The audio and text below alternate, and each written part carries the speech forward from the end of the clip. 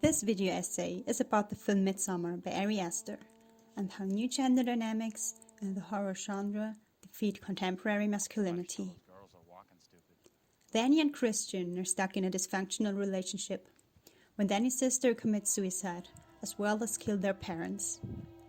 Christian becomes Danny's only source of comfort. But he wants to go on a trip to Sweden with his friends to visit the Midsommar festival one of them invited him to. I invited Danny to come to Sweden, so you guys know. She's not actually going to come, but I invited her. But of course she's coming. Where else is she supposed to go? Only weeks later, they arrive in Hårga, where their perceptions, relations, experiences and reality will be turned upside down.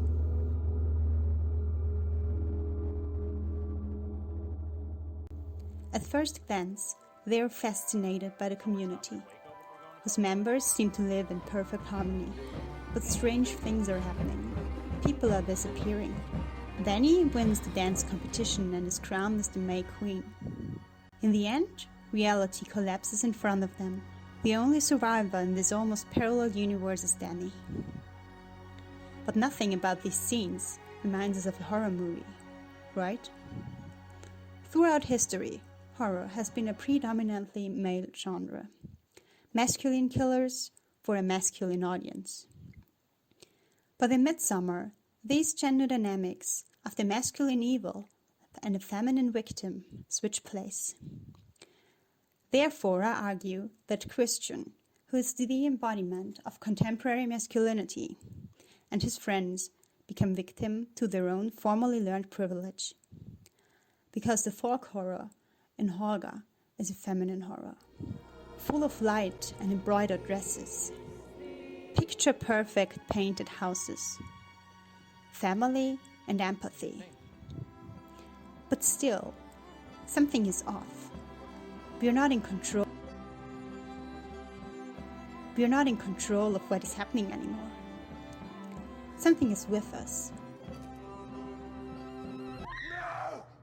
Something older and bigger.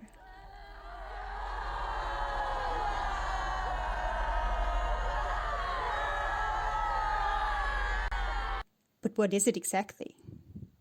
Psychoanalytical feminist Kristeva defines the abject as the source of horror. Something that oversteps known boundaries, especially those boundaries which are grounded in ancient and religious notions of abjection, which are corporal alteration, murder,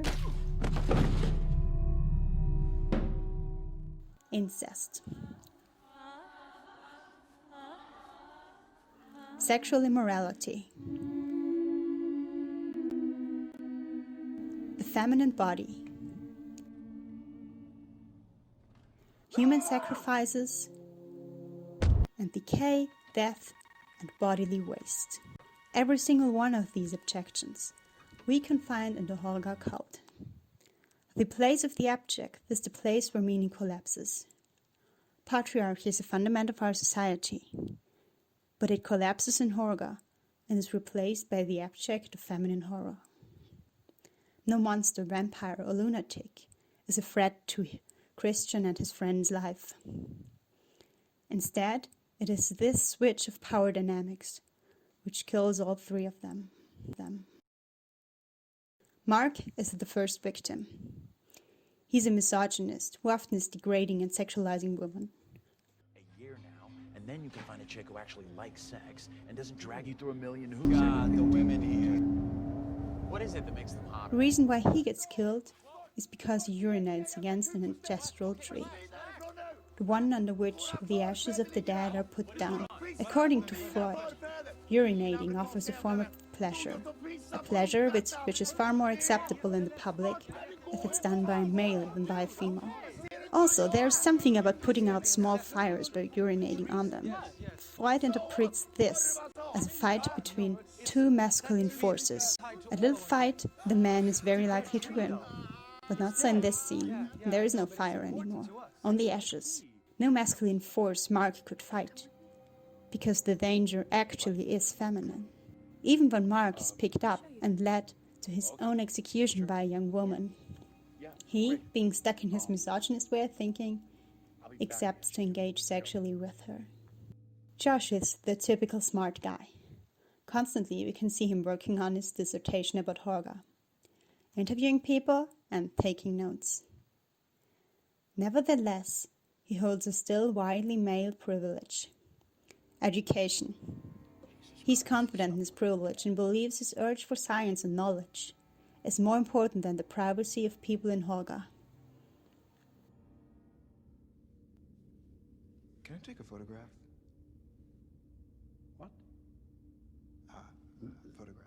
No, absolutely not. Okay, sorry.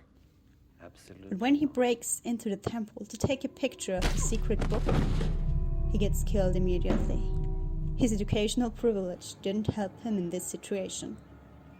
While Josh and Mark embody male privileges, Christian represents contemporary masculinity. He's the guy we all know and we all could be, at least in some situations. He's often insecure, distant from his emotions, and a constant struggle between instinct and morale. Something seems to have traumatized him, but we don't know what it is. His disconnection and displacement are portrayed throughout the whole film. Other than his friends, he doesn't get killed for a mistake he makes in this new parallel universe of Hårga. Instead, it's Danny who's killing him, And then my friend said, the person he had emotionally abused for his own good for years. Chris becomes victim to his own inability of leading a healthy relationship. I told you I wanted to go to Sweden. "Oh, well, you said it would be." By being made drinking menstrual blood, drugged until almost unconscious, Christian Hughes. becoming victim of a ritualized rape, until finally being killed, the Hårga cult uses ways of humiliation a man would be much less likely to experience in the outside world. But what about Danny? As the film evolves, she takes on more and more traits of the Hårga cult. Steadily, the amount of embroidery on her dress and the flowers she is surrounded with increase. She is gaining self-confidence and purpose. As the May Queen, she represents purity and fertility, while at the same time embodies the pure feminine evil. As she's buried on the flowers, we can see the pleasure this change of power dynamics and act of revenge has brought to her.